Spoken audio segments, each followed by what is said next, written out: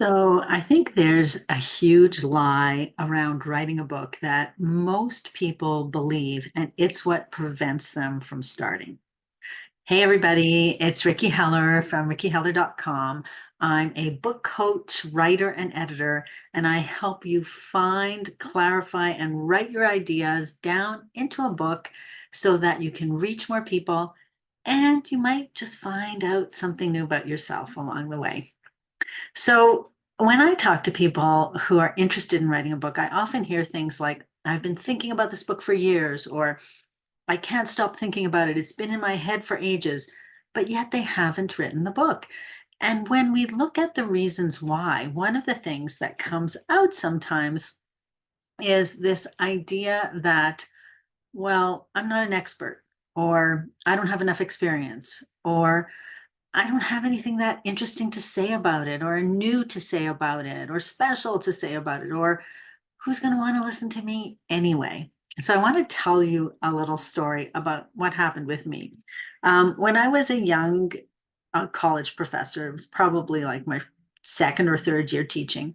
One of my colleagues and I were chatting, and we came up with this amazing book idea. Now, this woman I was in awe of her. She was so accomplished. She was gorgeous. And I thought, well, if she's got the idea, then it must mean something. So we sat down and we sort of sketched out a really general plan of what we were planning to do. And then what we did, which is what a lot of people did in those days, is we copied it, we folded it up, we put it in an envelope, and we each sent ourselves a copy of that plan for the book. And in those days, that was called a poor man's copyright. Because the idea is it had a timestamp on it. If you received that letter and did not open it, then it was proof that you had that idea on that date. And so if you left it unopened and it ever went to court, you could bring the envelope to court and say, look, there's the date on it, and open it now and you'll see that I had that idea. So we did this, we got the letters, and then she ended up having all kinds of other opportunities because, of course, she was gorgeous and accomplished and all these other things. So she went off and did other things. And in the end, she ended up leaving the city. And so that idea, that envelope sat in my desk. And I remember it was about 10 years later. We were in touch, and she said, if you want to go ahead and do it by yourself, just go ahead. I said, okay, great, thanks. Didn't do it. Sat in that drawer for another 10 years. And I came across the envelope many years later, still had never done anything with it to this day.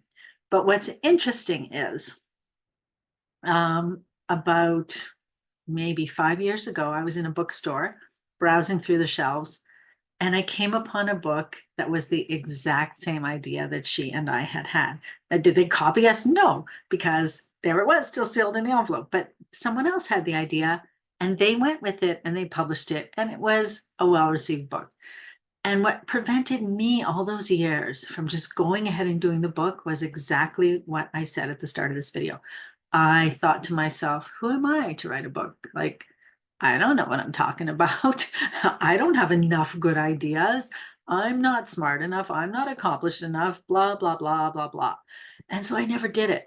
But in my case, what was really lucky for me was that I ended up being contacted while I was teaching. One of the educational publishers said, hey, would you like to do a book on college essay writing? And even though I felt just as insecure, by that point, I had been teaching for quite some time. So I kind of knew what I was teaching. I knew that I had this approach, and I actually forced myself to say yes. I remember feeling just as scared and just as insecure, but I thought, these people are investing a lot of money. If they think this will work, okay, let's go. And that book was in print until last year. It was published in 2002, and it was in print until 2023. So it lasted a long time. And then because of that, I was able to push through the fears and push through the doubts with my next two books that I published with what are called Big Five publishers, and which did very well. And I want to let you know that in each case, I received emails from people telling me how that book had touched them. So here's the thing that's important to remember about this. Throughout it all, I still thought the same thing. I thought, who's going to care what I have to say? But what you need to remember, and what I always tend to forget and need to remind myself, is you are a unique person. You have unique experiences, you have unique ideas, and what you have to say is valuable. There's somebody out there who's going to resonate with your story as opposed to the next person's story, and who's going to resonate with the way you say things and the way you experienced it and what you have to offer, even if it isn't an absolutely novel idea. I mean, if I had thought that way when I published my first cookbook, I mean, I was publishing a cookbook of desserts. There are millions of cookbooks of desserts out there. It's the same thing with any topic. If you go and search any topic on Amazon, you're going to find dozens and dozens, sometimes hundreds of books on that topic. So what makes the difference between one and the next? It's the person writing the book, and it's the fact that the audience is interested in what you or that specific person has to say, right? So that's the thing you need to remember when you're feeling those doubts, is that you are one person who has one perspective. And even if there's only one other person out there who resonates with you and no one else, you're going to reach that person. You're going to touch that person. You're going to change that person's life. So don't ever doubt the value of what you have to say with your book. If that's what's holding you back, push through.